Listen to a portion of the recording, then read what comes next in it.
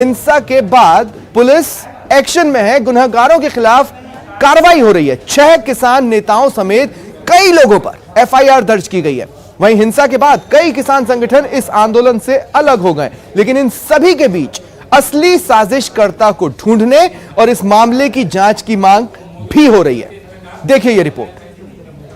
PM Singh राष्ट्रीय किसान मजदूर संगठन इस आंदोलन को यहीं पर ही अलविदा कहते हुए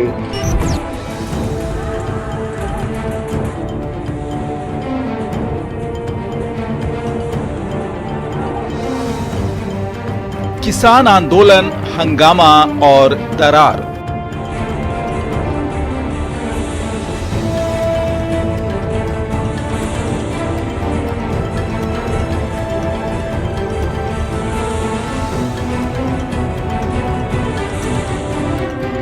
किसान रैली में हिंसा, गुनहगार कौन? दीप सिद्धू की पूरे समय लाल किले में मौजूदगी, इस उपद्रव में मौजूदगी किसान आंदोलन को बदनाम करने की एक सुनियोजित साजिश है।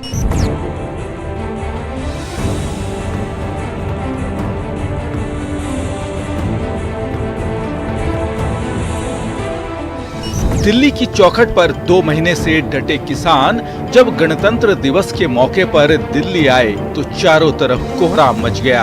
किसान संगठनों में दरार आई और आंदोलन करने वाले हंगामा का ठीकरा एक दूसरे पर फोड़ते नजर आए। यह आंदोलन चलेगा, पर इस स्वरूप में नहीं चलेगा। मेरे साथ हम ना शहीद कराने आए हैं, ना पिटवाने आए हैं लोगों को। यहां पर मैंने पहले भी कहा, उन लोगों के साथ आज हम बैठ के आगे आंदोलन नहीं चला सकते जिनकी दिशा अलग हो, जिनकी दिशा अपनी हो, मुद्दों के साथ ना हो। मैं आज घोषणा करता हूं कि अपने भारतीय किसान भानु के जो संगठन का यहां धरना चल रहा था लगभग 58 दिनों से, उसको खत्म करता हूं, समाप्त करता हूं। दरअसल किसान संगठनों की रैली में पुलिस की शर्तों को तोड़ा गया, लोकतंत्र के प्रतीक लाल किले पर हमला किया गया और निशाने पर रहे दिल्ली पुलिस के वो जवान जो उनकी ही सुरक्षा के लिए लगाए गए थे। किसानों का गुंडा ही बोलूंगा, किसान तो मैं बोलूंगा नहीं, क्योंकि वो लोग नशे की हालत में, उन्हें ये नहीं पता कि वो किसको क्या मार रहे हैं, कहाँ से मार रहे हैं। पुलिस को बेरहमी से मारना उन लोगों ने स्टार्ट किया और जो लाल किला की जो चारों तरफ जो खाई बनी हुई है, उसके वहाँ अंदर खाई तक में उन लोगों ने उनको गिराया मार मार के।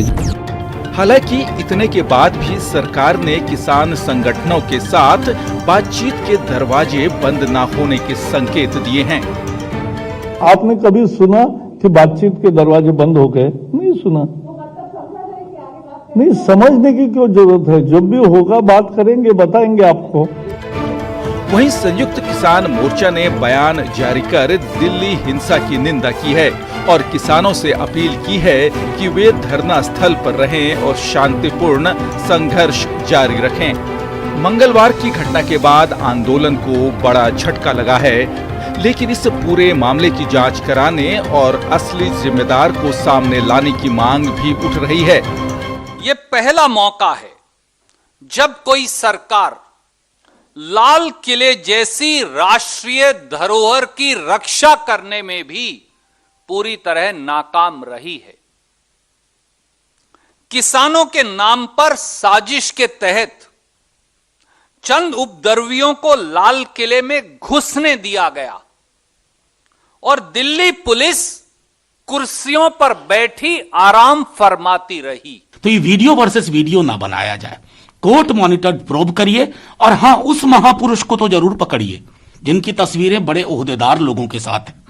और मैं समझता हूं, फिर दोबारा दोहराऊंगा, इतने दिन से सस्टेन्ड नॉन वायलेंट प्रोटेस्ट को, जिसमें कुछ असामाजिक तत्वों ने घुस करके इसको गलत नाम देने की कोशिश की, उसकी जांच होनी चाहिए, लेकिन किसान आंदोलन बदनाम ना किया जाए। दरअसल गणतंत्र दिवस की हिंसा में दीप सिंह सिद्धू नाम के एक किसान नेता की भूमिका सामने आई है, जिसका संबंध बीजेपी से बताकर विपक्ष केंद्र सरकार पर हमलावर है। वहीं किसान संगठन भी इस हिंसा को सोची समझी साजिश बता रहे हैं। दुखद घटना है जो पूरा देश का करोड़ों किसान अपना अस्तित्व के संकट में अपना जीने का लड़ाई लड़ रहा था, इसको बदनाम करने का कोशिश लगातार चल रहा था और हमारा डर था कोई साजिश कामयाब ना हो जाए, मगर आखिर में ये साजिश कामयाब हो गया। जहां लाल किला में एक आदमी जा नहीं सकता, ये सारे क्रिमिनल गैंग कैसे वहां पहुंच गया, ये कोई सांठगांठ के बिना वहां तो पहुंच नहीं सकता। आपने लाल किले को प्रोटेक्ट क्यों नहीं किया? हर कहीं तो आप छावनी बना देते हो, वहां छावनी क्यों नहीं बना दी लाल किले के आसपास कि झंडे के आसपास कोई जाएगा नहीं? हिंदुस्तान का झंडा, गरिमा मर्यादा सबकी है और उस मर्यादा को अगर भंग किया है, भंग करने वाले गलत हैं और जिन्होंने भंग होने दिया है वो भी गलत है। बहरहाल 2 महीने से शांतिपूर्ण तरीके से चल रहे किसान आंदोलन के लिए मंगलवार की घटना मुश्किल के संकेत दे रही है। कई संगठन इस आंदोलन से अलग हो रहे हैं। वहीं बजट सत्र में संसद में किसानों का मुद्दा मजबूती से उठेगा, इसकी अब संभावना कम दिखाई दे रही है। Bureau report, news 18 network. जैसे ही आंदोलन गर्म हुआ, सियासत और गर्म होती चली गई। किसान आंदोलन में हिंसा पर प्रदेश में भी सियासत हो रही है। कांग्रेस इसके लिए बीजेपी को जिम्मेदार ठहरा रही है, तो बीजेपी किसान आंदोलन पर सवाल खड़े कर रही है। एक व्यक्ति जिसने झंडा लाल किले पे लहराया, किसानों वाला, उसकी प्रधानमंत्री के साथ फोटो आज सारे सोशल मीडिया पे आ गई। अमित शाह के साथ उसकी फोटो आ गई। तो भारतीय जनता पार्टी अपने गिरेबान में झांक के देखे, इस उपद्रव में उनके लोग भी शामिल है। सनी देओल के साथ प्रधानमंत्री से कौन मिला था? वही आदमी ने झंडा लहराया लाल किले के ऊपर जाके। तो इस तिरंगे का अपमान तो इनके लोग कर रहे हैं। किसानों के आंदोलन के बारे में भारत की सरकार अभिनंदन की पात्र है, लेकिन एक बार नहीं अनेकों बार भारत की सरकार ने, केंद्रीय मंत्रियों ने संवाद किया है और सरकार इस बात के लिए पूरे तरीके से तैयार है कि उसमें कुछ सार्थक और सकारात्मक सुझाव लिए जाएं और उनको समाहित किया जाए। मुझे लगता है कि कल जो घटनाक्रम हुआ वो हैरान करने वाला था। आगे क्या होगा देखने वाली बात है, लेकिन फिर भी आंदोलन की अपनी मर्यादा होनी चाहिए। कृषि कानून के खिलाफ किसान आंदोलन पर पुलिस और सुरक्षा एजेंसियों की नजरें टेढ़ी हो गई हैं। गणतंत्र दिवस पर लोकतंत्र को शर्मिंदा करने वाली ट्रैक्टर परेड के उपद्रवियों की पुलिस को तलाश है और वादा खिलाफी करने वाले किसान नेता भी अब पुलिस की रडार पर हैं।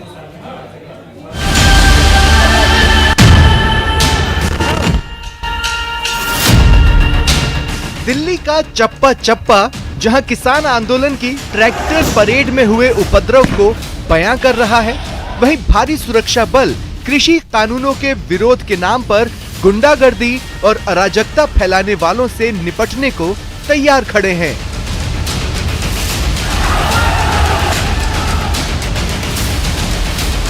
छब्बीस जनवरी को गणतंत्र दिवस के दौरान दिल्ली में ट्रैक्टर परेड के दौरान हुए उपद्रव की जांच दिल्ली पुलिस ने तेज कर दी है।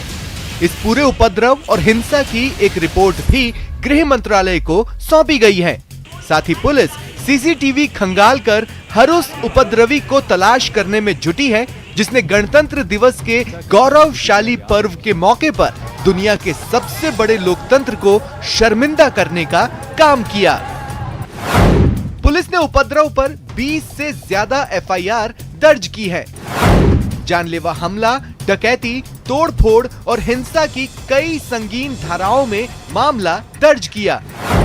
एफआईआर में सैकड़ों अज्ञात के साथ 6 किसान नेताओं के नाम हैं। इसमें राकेश टिकैत, दर्शन पाल, राजिंदर सिंह, बलबीर सिंह राजेवाल, बूटा सिंह बुर्जगिल और जोगिंदर सिंह का नाम शामिल है।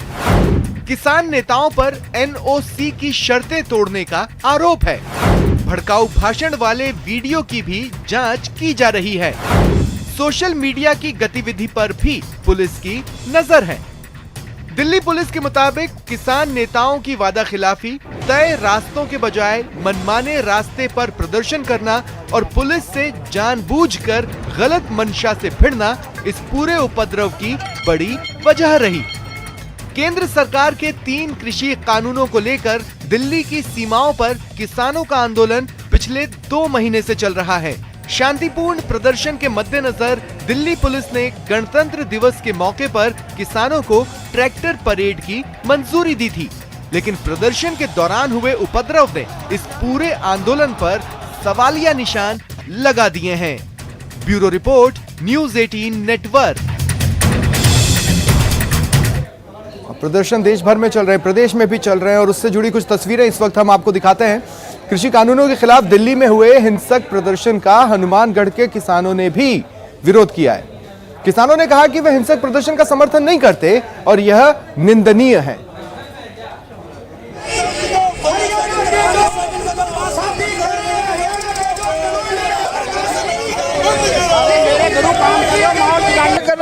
नारेबाजी लोग करते हुए दिखाई दे रहे हैं। हमें कोई लाल किले पे या उसको धार्मिक रंग देने के लिए वहां बिल्कुल नहीं गए हैं। हम किसान हैं, सब सारे किसान एक झंडे के नीचे हैं। वो किसान का झंडा है, उसमें अगर कोई भी इस तरह के लोग हैं उनका हम कोई समर्थन नहीं है, घोर निंदा करते हैं उसकी। अगर उन्होंने जो कोई गलत काम किया है तो ये किसान है जो वो ये नहीं चाहता किसान की लड़ाई, तो 3 बिल हैं जो उनको वापस करने की है। मोदी जी को यही कहना है कि बिल वापस करें। 130 लोग वहाँ शहीद हो गए हैं। मोदी जी आप जल्द से जल्द ये बिलों को वापस करो और MSP लागू करो। किसानों का तो यही कहना है, शांति प्रिय ढंग से आंदोलन होना चाहिए। उसने कहा किया कोई नुकसान, 2 महीने से बैठे हुए पहाड़ी में उन्होंने कभी कोई नुकसान ही नहीं किया बेचारों ने। ये तो असामाजिक तत्व है जिनको शय है गवर्नमेंट की, वही काम किया। 26 जनवरी को जो किसान आंदोलन के द्वारा लाल किले पर तिरंगा झंडा हटाकर और उन्होंने अपना निशान लगा के जो पहराया, वो देश के लिए बहुत बड़ी शर्मसार है। ये तो कतई किसान हो ही नहीं सकते। जो आंदोलन तक जो बैठे हैं किसान के नाम से, वो किसान ही नहीं है। दिल्ली में किया गया वो किसानों के नाम पर दब्बा है। उसमें वास्तविक रूप से किसान नहीं होकर के किराए के लाए गए दूसरे व्यक्ति थे जिन्होंने किसानों पर बहुत बड़ा दब्बा लगाया है। किसान किसी भी प्रकार किसी के भी साथ इस प्रकार का व्यवहार नहीं कर सकता। किसान बहुत सहिष्णु है। फार्मर्स हो ही नहीं सकते। फार्मर्स ऐसे कर सकते हैं कि आप एक तिरंगे को फेंक रहे हो, नेशनैलिटी का जो प्रतीक है आप उसी को कर रहे हो। फार्मर्स ऐसा कुछ भी नहीं कर सकते। किसान कैसे कर सकते? मैं खुद एक किसान की वाइफ हूँ, मुझे पता है ऐसे तो किसान प्रोटेस्ट नहीं कर सकते। वो घटना इतनी स्थिति है कि उनके खिलाफ कार्रवाई होनी चाहिए। सर्वप्रथम राष्ट्रीय ध्वज है जो तिरंगे का अपमान हुआ, उसके अलावा कुछ नहीं। तिरंगा है तो सब कुछ है, ना सुप्रीम कोर्ट है ना सरकार है।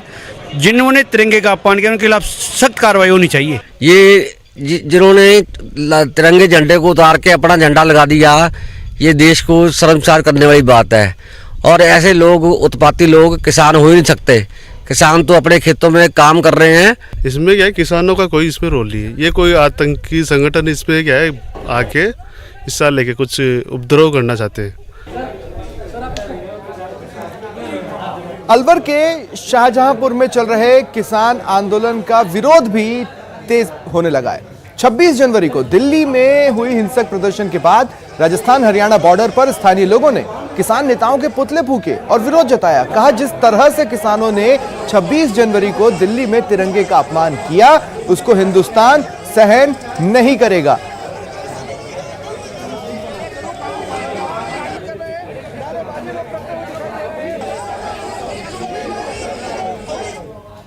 और चलिए यहां रुकेंगे एक छोटे से ब्रेक के लिए। ब्रेक के बाद बात करेंगे तेल में आग, कौन जिम्मेदार।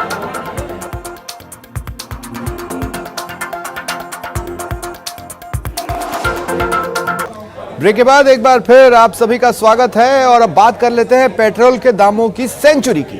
तेल में लगी आग थम नहीं रही है। मरुधरा में पेट्रोल 100 रुपए पार कर गया है, जिससे आम आदमी त्राही त्राही कर रहा है।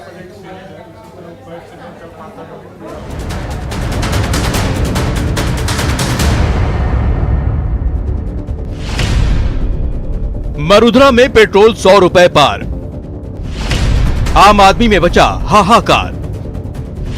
वैट कम करने की गुहार। रेगिस्तान का जहाज कहा जाने वाला ऊंट एक बार फिर मरुधरा वासियों के लिए आवाजाही का साधन बन सकता है। जी हां, प्रदेश में हालात ऐसे हो चले हैं कि अब यहां जगह जगह सवारी के लिए ऊंट ही नजर आ सकते हैं। दरअसल इस वक्त राजस्थान देश में सबसे अधिक पेट्रोल की कीमतों वाला राज्य बन गया है। यहाँ पेट्रोल की कीमतें 100 का आंकड़ा पार कर गई है। श्रीगंगानगर में तो जल्द ही पेट्रोल 102 रुपए के आंकड़े तक पहुँच जाएगा। अब तेल की कीमतों का खेल समझिए। देश भर में राजस्थान में सबसे अधिक कीमत का पेट्रोल मिल रहा है।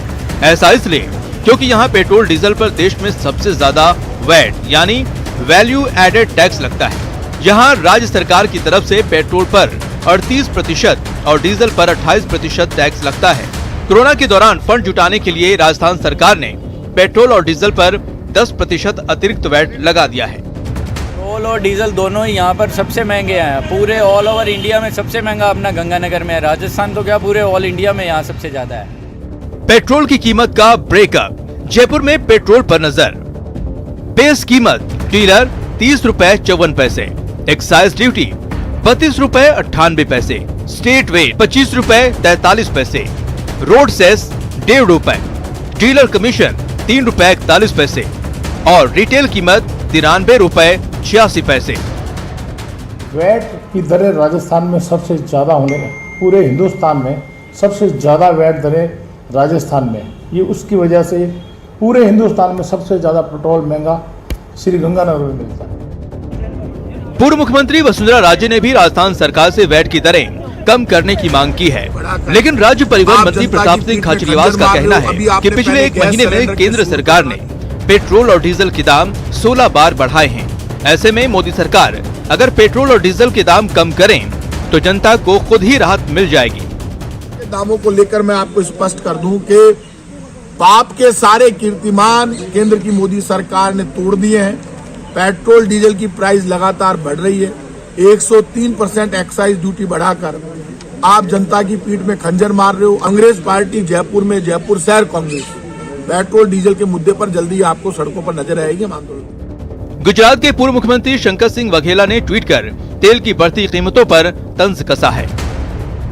श्री राम जी के भारत में पेट्रोल 93 रुपए है, सीता जी के नेपाल में 53 रुपए और रावण की लंका में 51 रुपए। भाजपा के राज में राम राज तो न आया, लेकिन पूज्य पत्नियों का राज जरूर आया। न्यूज़ 18 राजस्थान के लिए श्रीगंगानगर से अशोक शर्मा की रिपोर्ट। और चलिए बढ़ते आगे। राजस्थान में कृषि कनेक्शन पर सब्सिडी बंद करने और फ्यूल चार्ज लगाने के फैसले के बाद सियासी पारा चढ़ गया है। कांग्रेस इस फैसले पर सफाई दे रही है तो बीजेपी कांग्रेस से सवाल पूछ रही है। कांग्रेस की सफाई। भारत सरकार जो हमारा सब्सिडाइज हमारा पैसा है टैक्सेशन का, हमारे जीएसटी का, वो हमारा हक का पैसा क्यों नहीं दे रहे? उनको मांग उठानी चाहिए। मैं हमारे 25 सांसदों से निवेदन करना चाहूंगी। बीजेपी पूछे सवाल। दिल्ली से तो पैसा आ रहा है, लेकिन वो पैसा भ्रष्टाचार की भेंट चढ़ रहा है। ये भी तो टैक्स वसूलते हैं, इनका भी तो कुछ काम होगा। कृषि कनेक्शन पर सब्सिडी बंद क्यों? सब्सिडी पर सियासत। मैं आप लोगों के माध्यम से हमारे सांसदों को भी कहना चाहूंगी कि सिर्फ खाली भाषण देने से कुछ काम नहीं चलता है।